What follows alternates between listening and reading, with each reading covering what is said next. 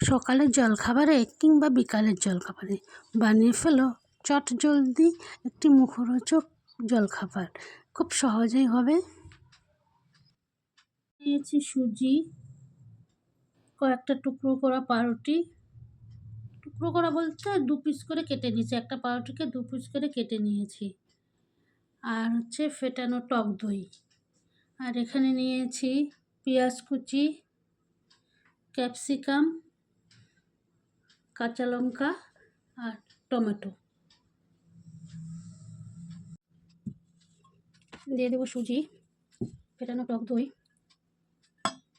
আর হচ্ছে এইসব উপকরণ।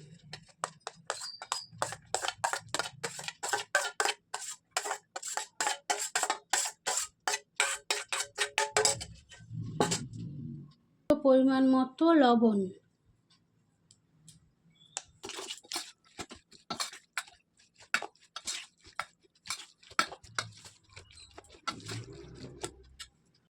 একটু অল্প পরিমাণে জল দিয়ে দেবো। তোমরা যে কোনো তেলে করতে পারো, সাদা তেল কিংবা, আমি সরষের তেলেই করছি।